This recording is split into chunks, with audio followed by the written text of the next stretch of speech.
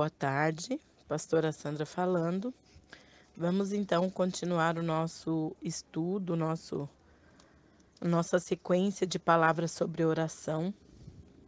Eu quero ler para vocês o texto de João, no capítulo 5, o verso 19, que diz assim: Jesus lhes deu esta resposta: Eu lhes digo verdadeiramente que o Filho não pode fazer nada de si mesmo, só pode fazer o que vê o Pai fazer, porque o Pai faz o que o Pai faz, o Filho também faz. Esse texto eu quero com- compartilhar com você essa leitura que fala um pouquinho sobre conhecendo a plenitude de Cristo por meio da oração. O próprio Jesus estava falando ali, né? O conhecimento que temos de Cristo, o nosso relacionamento e a nossa união com Ele por meio da oração. São a fonte e o alicerce de nossa força espiritual. Se não estivermos dispostos a ter disciplina, como Jesus demonstrava, e a incluir em nosso dia a dia momentos de oração a sós com Deus, a fim de que a sua pessoa e a sua vontade sejam reveladas a nós, não iremos sobreviver espiritualmente. Uma das maiores estratégias que Jesus usou para derrotar Satanás foi o fato de estar preparado. Cristo estava pronto para enfrentar o inimigo a qualquer tempo. O diabo não conseguia apanhá-lo de surpresa. Quando Satanás veio tentá-lo no deserto, Jesus estava pronto para enfrentá-lo. Na estrada para Jerusalém, quando o inimigo usou Pedro para tentar impedir o mestre de ir para a cruz, Jesus não ficou surpreso. Ele estava pronto. No jardim do Getsêmani, quando os soldados e os sacerdotes vieram prendê-lo, Cristo não ficou surpreso. Ele estava pronto para enfrentar mais essa prova. Jesus sabia tudo o que estava para lhe acontecer e sempre estava pronto. Sabia que Satanás faria o possível para derrotá-lo, para afastá-lo do propósito para o qual Deus o enviara. Mas ele estava pronto. Quando o inimigo tentou convencê-lo a descer da cruz, Jesus estava pronto. Ele não hesitou e suportou o sofrimento até a morte. Cristo estava preparado o tempo todo para lutar contra o inimigo e obter a vitória, porque se preparou para o combate por meio do jejum e da oração. Nós precisamos, se nós queremos entender qual é a vontade de Deus para nós, nós devemos ter uma intimidade tão grande com Jesus e estarmos preparados para qualquer situação, estar pronto e saber qual é a vontade, é ter essa intimidade, porque o próprio Jesus fala aqui no texto que o filho não pode fazer nada de si mesmo, só pode fazer o que vê o pai fazer. Aqui está falando de intimidade, de estar na vontade do pai. Cristo estava preparado. No Rio Jordão, Jesus foi batizado com o Espírito Santo. Cristo ficou cheio do Espírito e passou a ser controlado por ele. Estava plenamente capacitado para a tarefa que Deus lhe designara: destruir as obras do diabo.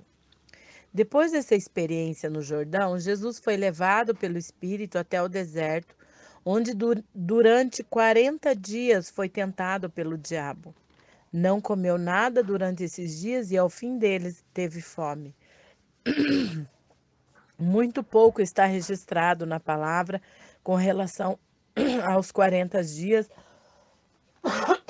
desculpa, aos 40 dias que Jesus passou nesse lugar. Sabemos que foi um confronto espiritual.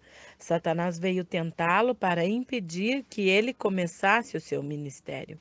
Sabemos que Jesus não foi pego com a guarda baixa e que usou a palavra de Deus para derrotar Satanás. Sabemos que Cristo não deixou esse campo de batalha espiritual vencido, cansado e desgastado, mas que voltou para a Galiléia no poder do Espírito. Analisando mais de perto esse confronto, vemos uma força poderosa operando na vida de Jesus, que o fortaleceu e o fez vitorioso durante a batalha. A gente não tem o hábito de pensar muito nesse texto aqui e analisar que Jesus, ele veio em forma de homem e ele estava aqui sujeito às mesmas tentações, aos mesmos a cair nos mesmos pecados que nós, que alguém pode dizer, ah, mas era Jesus. Ele era Jesus e ele veio em carne. A palavra diz que ele se esvaziou de toda a sua glória. Ele não veio aqui como Deus, ele estava aqui como homem. Ele veio aqui e passou por tudo para mostrar para a gente como que nós podemos vencer as obras de Satanás. Como? Através do jejum e da oração. Naqueles 40 dias no deserto, Jesus não comeu nada, apenas jejuou e orou. Não era questão de decidir se iria comer ou se havia alimento disponível. Foi um período necessário de humilhação diante de Deus, a fim de que pudesse receber a orientação do Pai. No Monte Horebe, quando Moisés subiu para receber as tábuas da pedra com os mandamentos de Deus, o patriarca jejuou 40 dias e 40 noites. Elias, em sua jornada para o mesmo monte, preparou-se para ouvir a Deus, jejuando por igual período. Ali no deserto, Jesus ficou a sós com Deus, manteve o coração e a mente fixos no Pai, direcionou todas as suas energias físicas, mentais e espirituais com um único propósito: ouvir o que Deus tinha a dizer. Durante esse período de oração no deserto, Jesus recebeu energia espiritual que o capacitou a suportar a tentação do inimigo. Nós vamos depois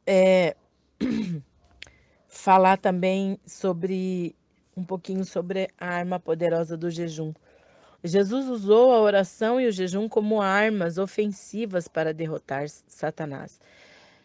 É aquilo que eu digo. Eu sempre digo assim que o jejum, as pessoas usam muito o jejum para por causas, né? Ah, eu vou jejuar pela fulana, vou jejuar por isso ou por aquilo. Nós aprendemos com Jesus aqui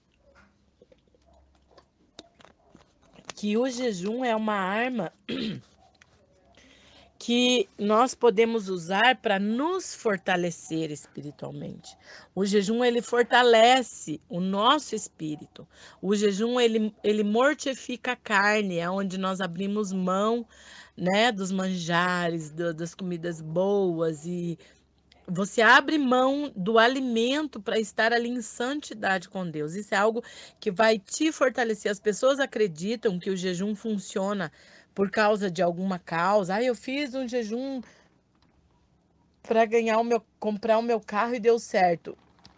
Sabe? Eu nunca tive essa experiência. Tô falando da minha experiência para vocês. Jejum, na minha vida, sempre eu tive esse discernimento de fazer jejum para fortalecimento espiritual. Tem situações, não é aquela coisa assim, ah, eu fiz um jejum de 21 dias, pronto, a minha vida mudou. Pode ser que venha alguma resposta de Deus, como a gente tem na Bíblia, né? Quando fala de Daniel mesmo, tá falando que Daniel se colocou, né, e se absteve ali dos manjares, ficou por 21 dias orando ali, se fazendo uma consagração, e aí veio um anjo trazer a resposta para ele. Então, existem situações assim que a gente jejua e a gente termina o jejum e não recebe nada, não vê nada. Não é para desanimar, porque aquele jejum ele está valendo diante de Deus, trazendo força, trazendo sabedoria para você. E a oração, se Jesus nos deixou o exemplo, nós vamos continuar amanhã falando ainda falando de Jesus, a vida de Jesus, como que ele nos deixou o exemplo de oração. E eu vou compartilhar daí amanhã com vocês. Então fiquem com essa palavra e vamos entender que se o próprio Jesus, para conhecer a vontade de Deus, quando ele estava ali no jardim, né, no Getsemane, que ele dizia assim: Pai, se possível, passa de mim esse cálice. Aí na mesma frase da oração ele diz: Todavia seja feita a tua vontade. Então, para nós termos cada vez mais certeza da vontade de Deus, é em santidade, gente. Não é pesquisando na internet, não é ficar buscando uma resposta daqui e ali, um desespero por causa de uma situação, né? É você se santificando, abrindo mão dos desejos carnais, dos pecados, né? Dos pecadinhos de estimação. É isso que vai levar você mais perto de Deus e vai te levar a ter um melhor entendimento da vontade dele para sua vida. Amém? Deus abençoe. Fiquem na paz.